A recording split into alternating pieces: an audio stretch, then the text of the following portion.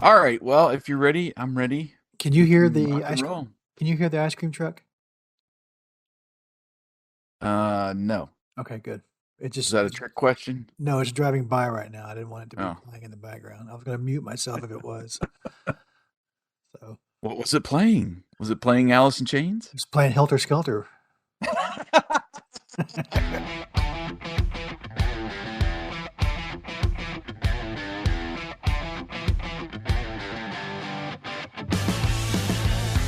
Welcome to the Greatest Lists podcast, a show about music and lists. This season, your hosts Jason and Eric are counting down the top 25 guitar solos of the 80s and the top 25 guitar solos of the 90s. Think your favorite made the list? Tune in and find out. Take it away, boys. Welcome back to Season 2 of Greatest Lists, a music and talk podcast featuring lists of the greatest songs of all time. I am Jason, your host for this episode, and joining me is my co-host Eric. Hey, Eric. What's going on, man? Oh, not much. How's your pile of bones today?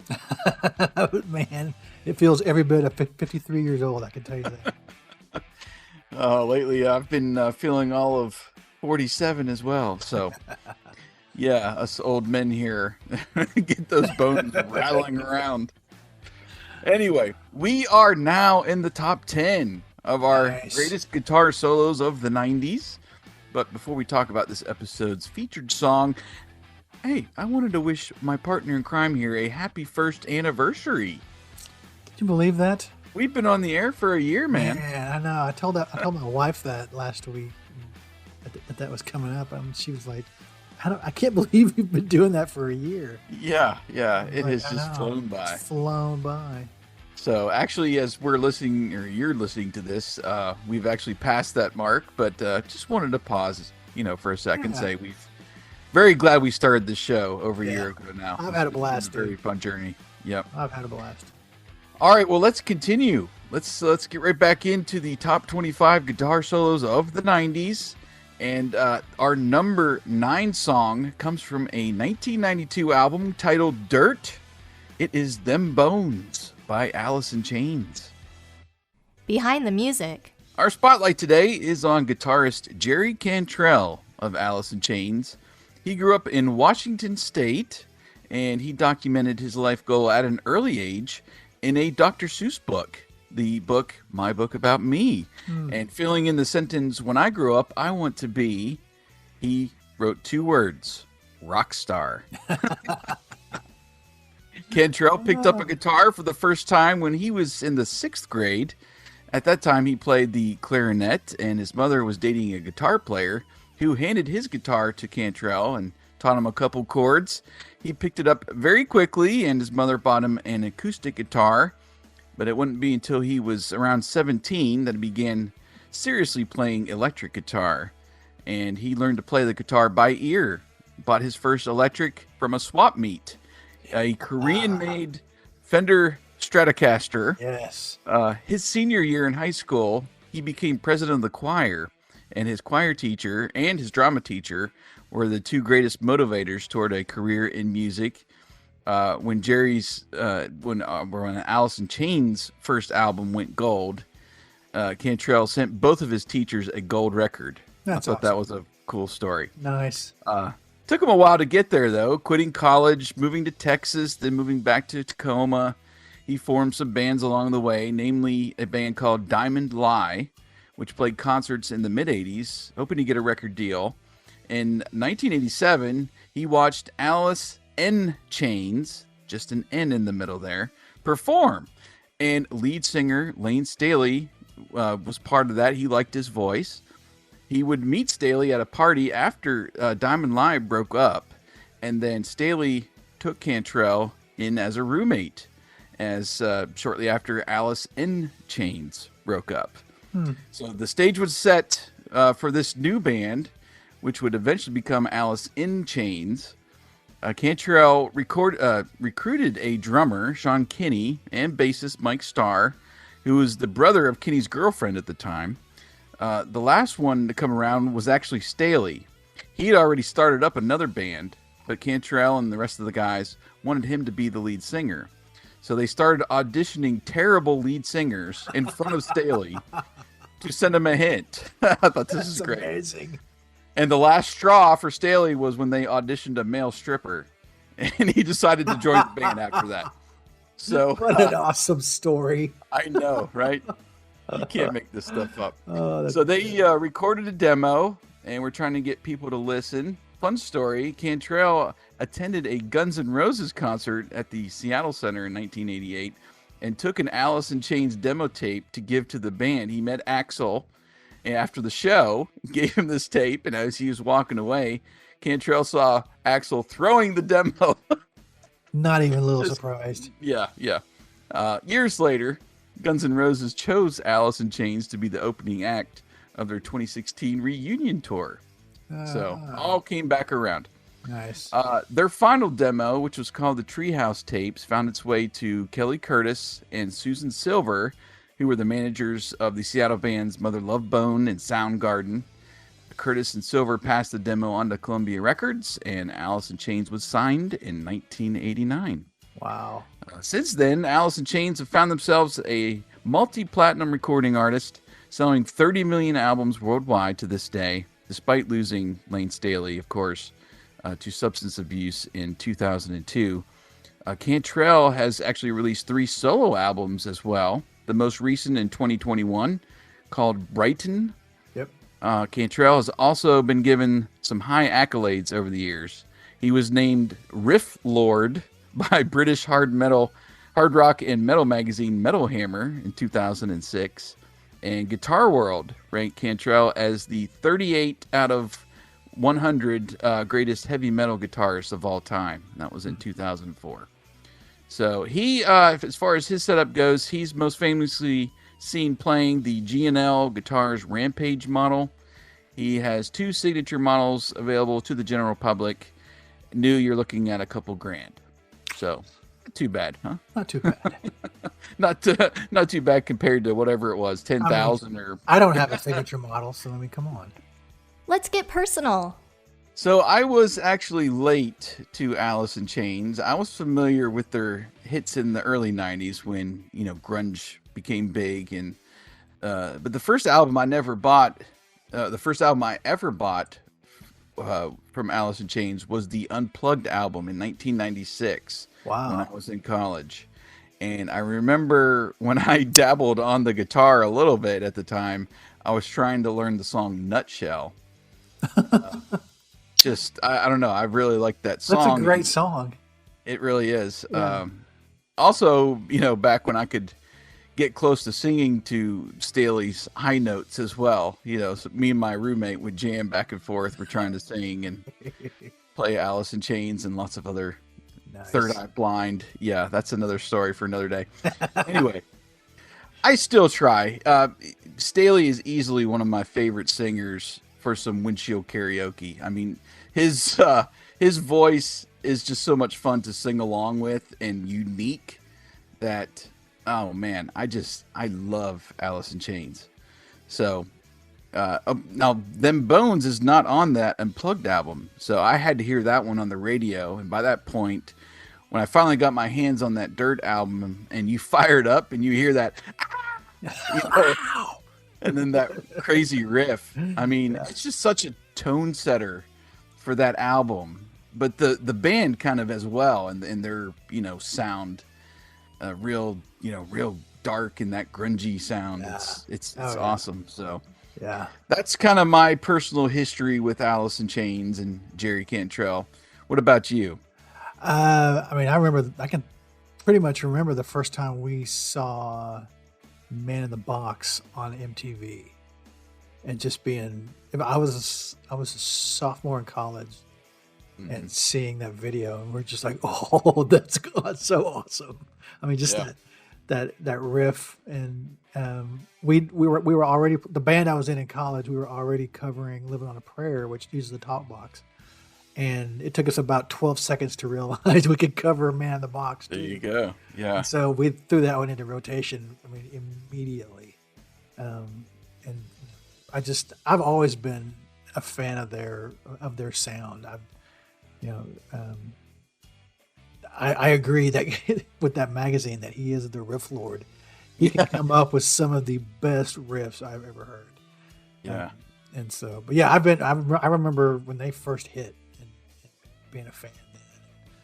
Cool. Even down through, even after Lane was gone, and you know, they're just such a cool band. Yeah, and that's what makes them great is they essentially have two lead singers. Yeah. And a lot of their songs, they're both singing at the same time throughout the majority of the song. Yeah, and they have some really weird sounding harmonies too that add to the sound. Yeah. That's really what catches your ear too, I think, is the vocals between the two of them. But yeah, I think most people harmonize above, and they usually harmonize below each other, and that's what makes it sound so cool. The breakdown. So before I go into my breakdown, I just wanted to direct people again to my favorite YouTuber, Rick Beato. Episode 13 of his What Makes the Song Great series breaks down the song, and you get to hear all the instruments soloed during the song. This crazy echo effect that's on those screams that you really don't hear. It's like this flange effect. And on the bass as well. I mean, it's so cool, and just the overall appreciation for this short song is through the roof when you can hear all those different elements and not necessarily just blaring in your ear. Even though it sounds cool. Yeah, so you guys need to go check out, and you need to be subscribers to Rick Beato anyway. Yeah. But anyway, I feel like Rick should give us a kickback for as many times as we can. No kidding. The show. I keep mentioning them. Anyway, the solo, only about 36 seconds, but the song itself is just 2 minutes and 23 seconds. So if you do the math, it's about 1/4 of the entire song is the solo. Anyway, I love the sound of Cantrell's guitar. There's tons of distortion, the wah-wah, that he just uses all the time. And I like how the solo is actually double tracked in like the second half of the solo. And when he starts playing those real high end notes and does that pattern, I mean, it's so great. And you can hear Rick breaks it down a lot better because you can actually just, hear the solo, but very, so powerful. And meanwhile, there's this huge high to low slide behind the ending of the solo too. I don't know if you noticed that, but I love that so much. There's just that huge slide as he's finishing up playing during the solo. But the song itself, the lyrics, real dark, of course, matches the tones, and most of their songs are kind of that dark edge, and they play those real dark tones throughout their music. But it's so good. The drum rhythm is great. It's got this like double kick pattern. If you really listen to it, that's unusual. I don't know. This song is just, I'm over the moon for it. And a lot of their music too. This isn't my favorite of theirs, but it's up there. It's really good. Yeah, it's. I mean, before you even get to the solo, the intro and the verses are in 7/8 time. It gives it that really off rhythm. Yeah, sound. I love that too. But then when they go into the chorus, they switch from 7/8 to 4/4, regular, like a regular time signature with they don't miss a beat at all. I mean, it's just they go straight from 7/8 to 4/4, and that 7/8 just makes it sound heavier because they're just. I mean, it just chugs along. But I love how oversaturated his solo is. It just sounds mean. I mean, it just the way he plays it and the tone he gets just sounds mean. I love it. I wish that solo was longer than 36 seconds because he can. I mean, he doesn't get enough airtime on some of their songs when they need it. He's such a good guitar player. I think he's overlooked a lot when it comes to stuff like this. But that solo, for as short as it is, that's the only word I can think of. It just sounds mean. And it fits right into that song. Him being the riff lord, and not known for his solos, in particular, I can see how people might overlook him. Oh yeah, but I mean, they're so great, and it just seems to fit so well, and not just this song, but a lot of the songs, even on this album and others, when he breaks out a solo, it's concise but yet fits perfectly in there. Yeah. And he's not trying to be some of these other guys that we've talked about already, and just nobody can be. That's the thing. I mean, he's got that card in his pocket. He just never plays it. Yeah, I've seen him live, and he does some of that, and like when he's just going off the cuff during the live set, and immensely underrated as a guitar player, other than being the riff lord. Yeah. And that's what I like about live music too.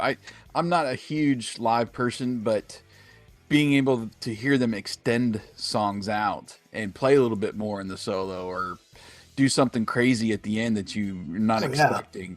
Yeah. That's what's great about live music, and especially, watching them in concert. Mm-hmm. I agree.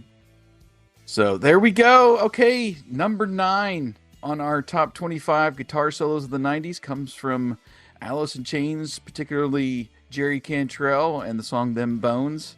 As far as a bonus song for this episode, there is some really low-hanging fruit here. Some obvious choices. We talked about one, Man in the Box. Yeah. That's got a great solo. Rooster. Oh, that's my Rooster. favorite. Rooster's my favorite. No Excuses is another big one I really like. In Wood. All great solos in there, but I'm going to go with my personal favorite, which is I Stay Away. Oh, good choice.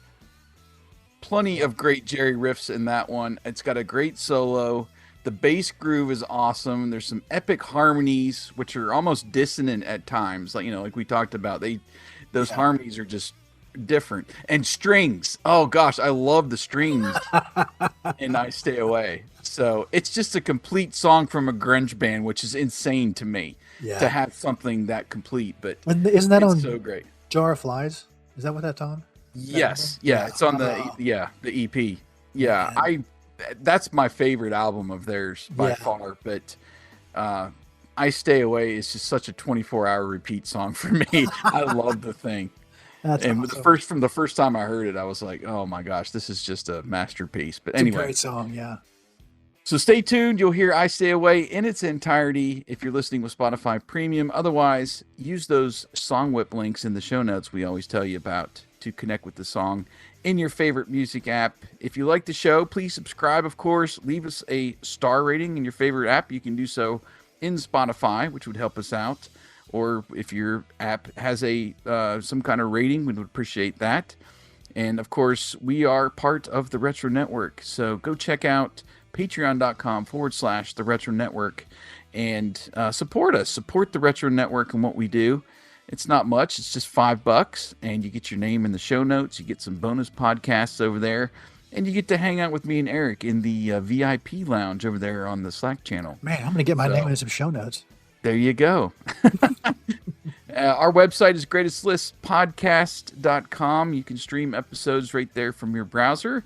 And, of course, you can also leave thoughts on today's show, finding us on Twitter @GreatestList. Also found out that Spotify has, comments there. You can leave, instant feedback if you're listening on Spotify. Say, hey, I like this episode. Hey, this episode sucked. Whatever. Leave us a comment. And you can do it right there. Please don't say that. On Spotify. Well, I'm being silly. Anyway, Eric will be back for hosting duties on the next show, our number 8 selection, which will take us to the lovely ocean banks of Delaware. Thanks for listening to The Greatest List, and we look forward to continuing our list of the top 25 guitar solos of the 90s right back here next time. You've been listening to The Greatest Lists.